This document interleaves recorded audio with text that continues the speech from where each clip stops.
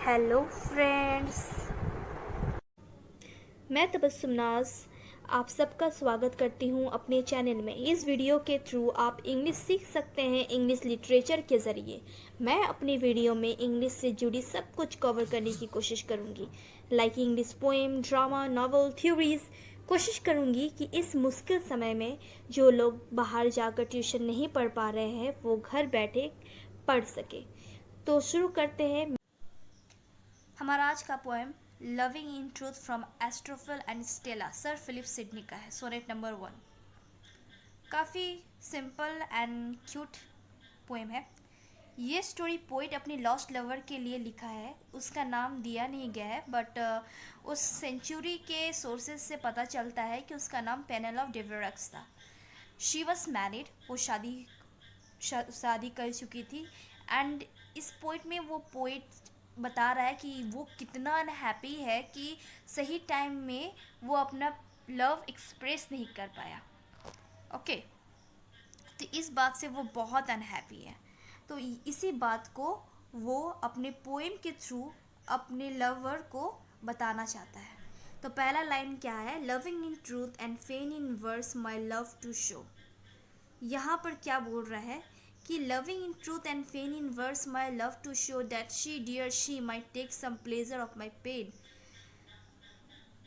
उससे हम सच्चा प्यार करते हैं, लेकिन इस प्यार को लिख के प्रूव करना चाहते हैं ताकि मेरा लिखावट को वो समझ सके, पढ़ सके। ठीक है, तो वो जो अपनी फीलिंग्स को ना वर्ड्स में कन्वर्ट करना चाहता है और वो चाहता है कि उसके जो लवर है वो उसे पढ़े।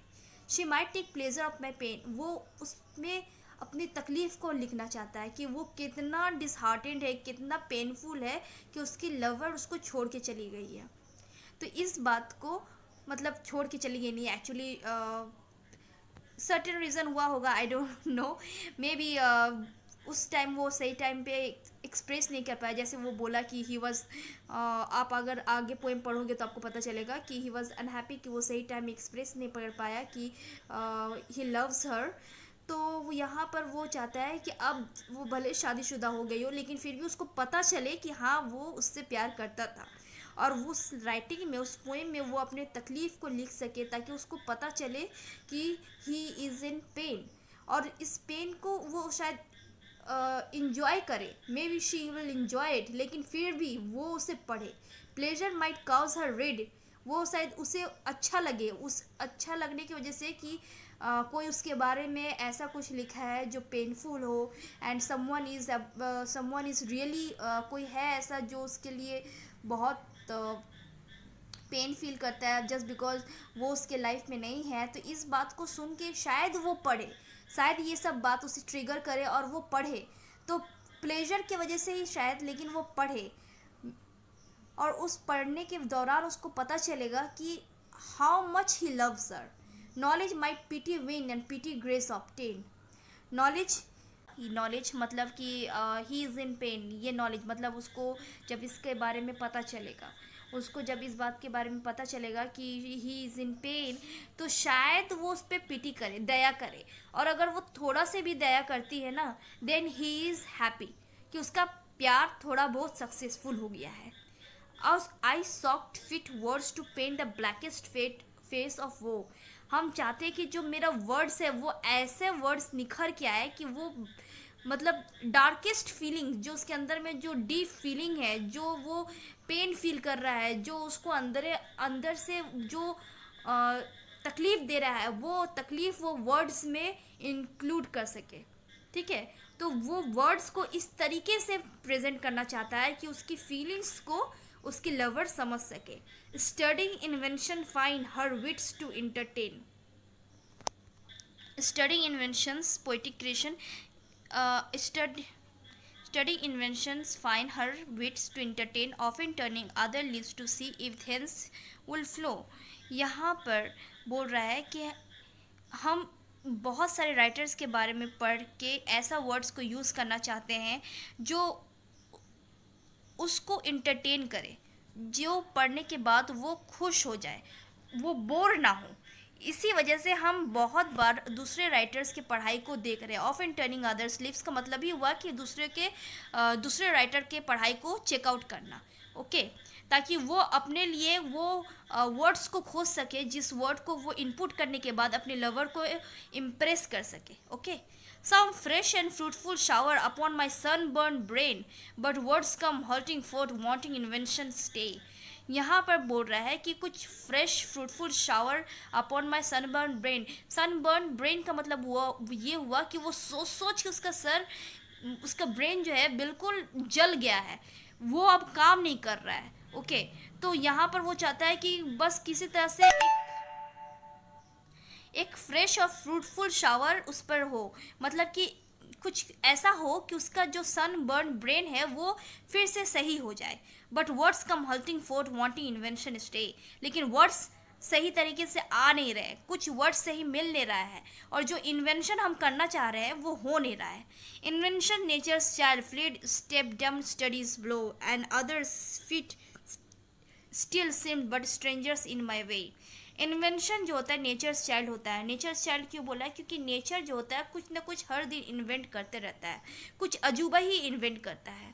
तो स्टेप डम स्टडीज ब्लो, अगर हम सोचेंगे कि हम किसी का पढ़ाई को पढ़ के या फिर किसी का पढ़ाई को देख के खुद अपने लिख सकते हैं, तो वो नहीं होगा।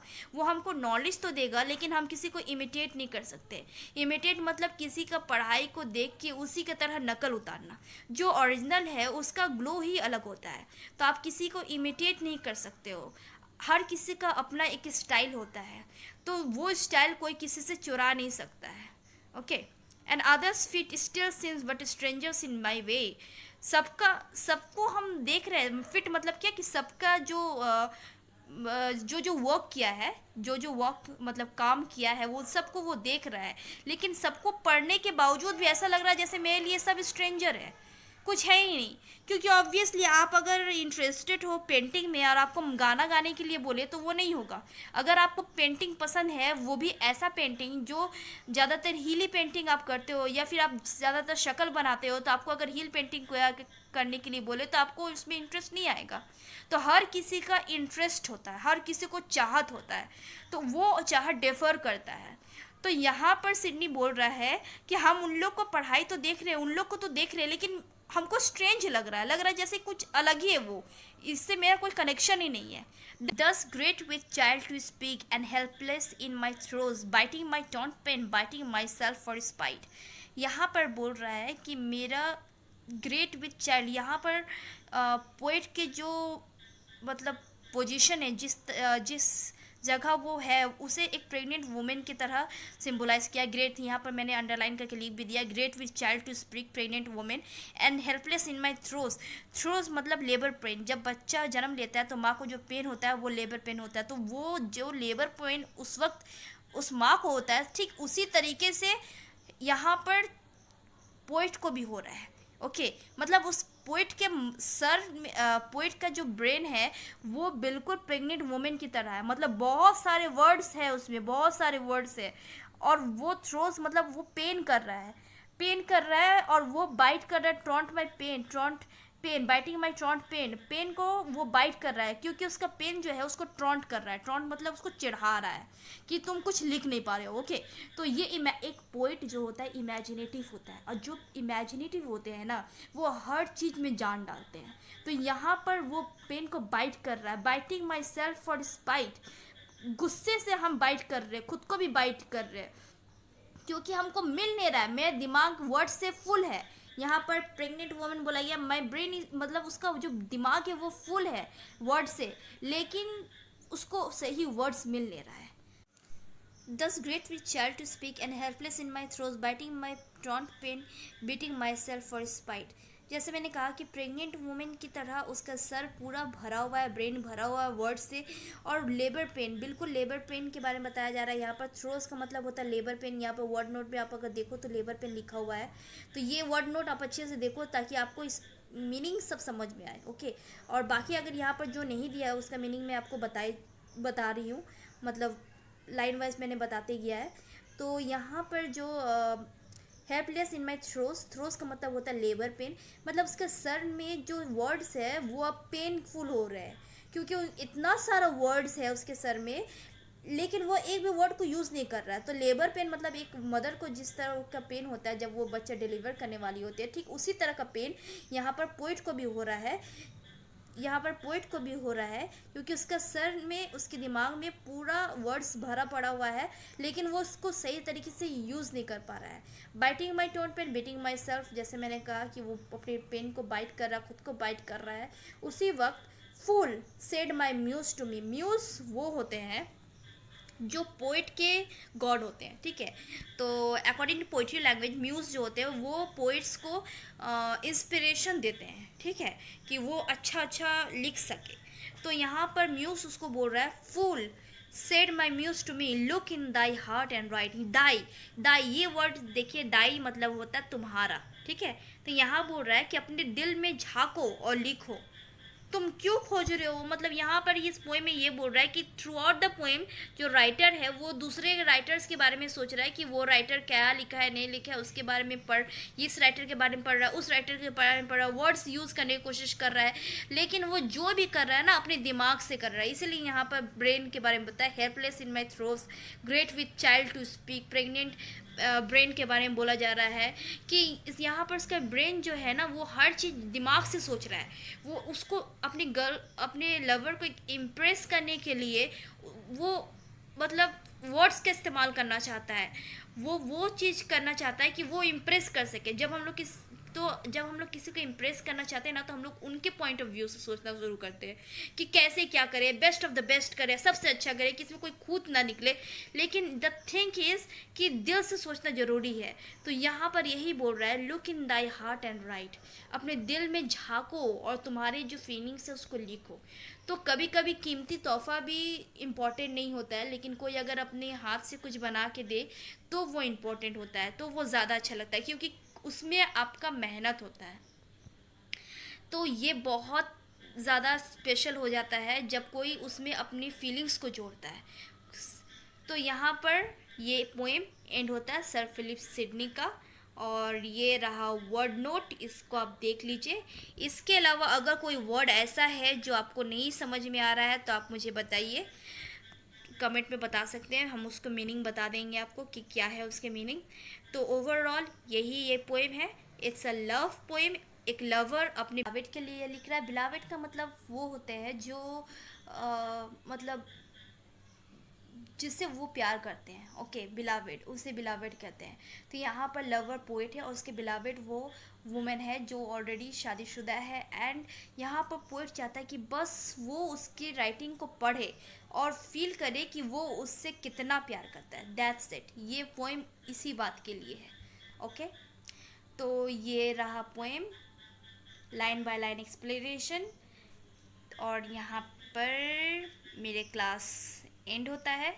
सो स्टे सेफ, प्लीज़ सैनिटाइज़र और मास्क यूज़ करते रहिए, और जाते जाते प्लीज़ लाइक, शेयर और सब्सक्राइब कर दीजिएगा।